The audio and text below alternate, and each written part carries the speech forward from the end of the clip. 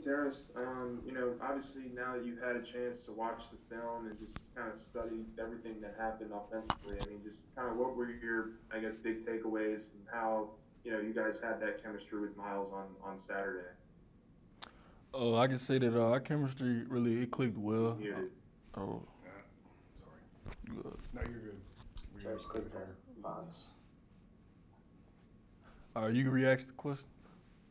Yeah, sure thing. I mean, just kind of, now you've had a chance to kind of study the film and whatnot. Just what are your, I guess, immediate reactions to how that chemistry was between you and Miles and just kind of the rest of the receivers out there on Saturday? I can say that receivers and Miles, we clicked well. I mean, obviously the game didn't go how we wanted it to go, but as far as just the chemistry between the receivers and the quarterbacks, I think it clicked well, and I think we'll be able to work with it. Hey, Terrace, Scott Reveley from The Advocate. You guys are going back to a place where y'all scored the most points y'all did all last season, and had a lot of success through the year. Is that a good feeling to go back there where y'all were so effective offensively? And how important does this game become now to try to, no one wants to go start with no one to start. How important is this? Maybe even a must win for you guys at this point. Answering your first question, I mean, we're not really just worried about last year. We're just gonna go in there, handle our business, do what we need to do to get it done.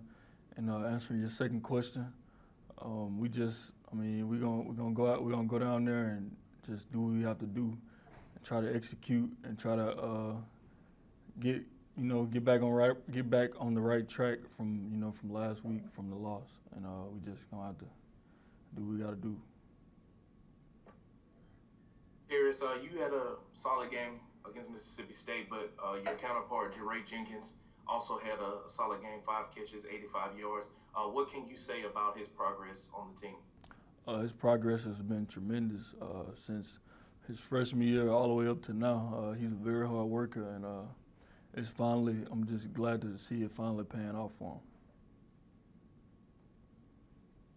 Hey, Terrace. I mean, you talk about the chemistry, timing, things like that. I guess it's just, I mean, it took, Joe Burrow by his second year, you guys had that really, down. I guess, how do you develop that, and how quickly can that kind of grow as the season goes on? It can grow quickly, especially with just putting in extra time after practice and just meetings and just being in a film room. It could grow quickly, and I feel like that as the weeks go, that we're gonna get better as a team and as a unit. Hey, Terrace. One of the things that we all saw was just how deep the receiver group looked this year. It seemed like 8, 9 guys got in there. Does that kind of inspire like some competition among the group? They're like, all right, I know I'm gonna get in there, so I need to make a play. Yeah, I can say that. I mean, yeah, we compete in practice around here.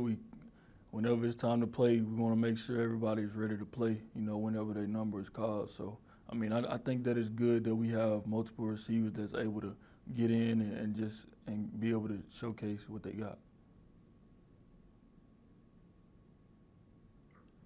Just what do you think about the way the passing game seemed to progress after the first quarter? Of course, y'all finished with 345 passing yards. How do you think you and Brendan, with the entire offense's flow, kind of came to life after the second quarter? I mean, I look at it as, it was our first game. It was Miles' first game starting. It was our first game just as a unit together, with this being the new team this year. So, I didn't really expect for us to just be the greatest right away. It took us some time, and as you can see, we came back out in the second half and we were ready to go. We made adjustments, and everything was, flowing.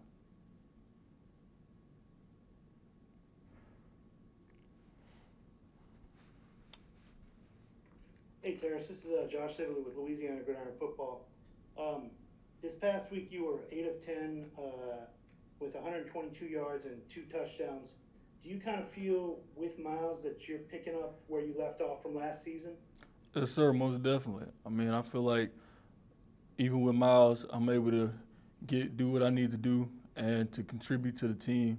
And Miles is able to do what he needs to do when he got me and along the other ones at the receiver position. So I mean, I feel like we're all gonna work good together this year, and I feel I'm just ready to see what's ahead of us.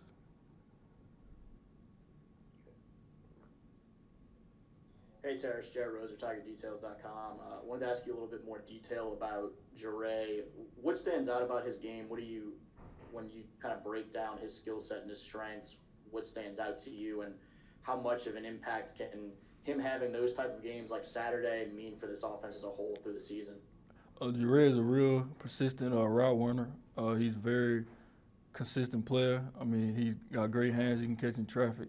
So I mean, he's gonna bring a lot to the table for us this year, and he's just as long as he keep grinding it out, he's gonna have a very successful year.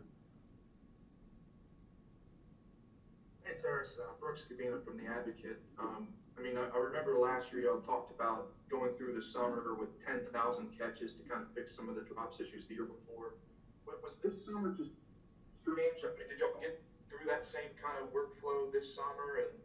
Or was there some limited time that y'all wish you could have had more of? This offseason was obviously weird and very different from the previous off seasons. But I mean, we all put in the work as a group and as a team as much as we can while we had the chance. And I mean, I didn't get to 10,000 catches. I don't know if any of the other receivers did, but we most definitely worked towards it. Hey Terrace, Jacques from Channel 9 here in Baton Rouge. I would think that you guys are trained to catch the ball, obviously, with two hands, but when one arm gets taken away and you make a one-handed catch like you did the other day, is that you guys get trained in that regard? And can you talk about that play, the way you caught that pass? Actually, whenever I'm catching after practice or whatever, I actually practice on one-hand catches. I mean, even though that probably it wasn't the same, animation the way I catch it, but I mean, I still do practice on it, and I mean, he grabbed my arm, and I just had to, go make a play.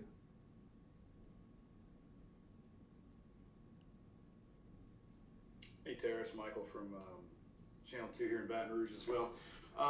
Last year at Vanderbilt was a big day for receivers in the passing game. What do you see in the Commodores, and are you confident that maybe you guys can kind of have a similar showing Saturday? I'm very confident. I'm always confident that we can go out there against any defense and do what we need to do to get the job done. I don't really just look at the other team. I look at us. It's us versus us. So, I mean, when we go out there, we just dominate and treat every opponent the same.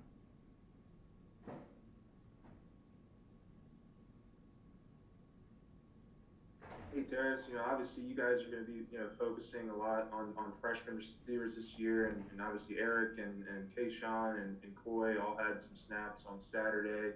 I was curious just to get your mindset of just kind of how they performed and just kind of what their mindsets were like on Saturday and how they responded to their first games. They performed good, especially Eric. I mean, it's his first game. I'm already knowing how it is. Your first game as a freshman. And he went out there and he did what he had to do. He got the job done, along with Coy and Kayshawn. They both gonna be tremendous players along in the future, and I can't wait to see how great they come along.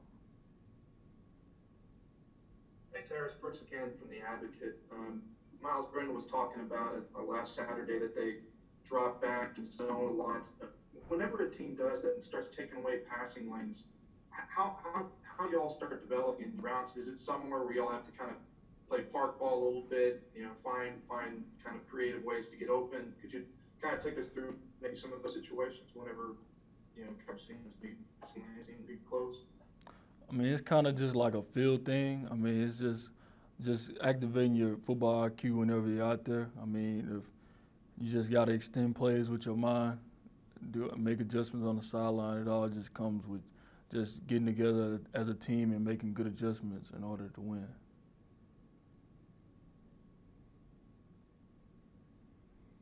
Okay, I think that's it.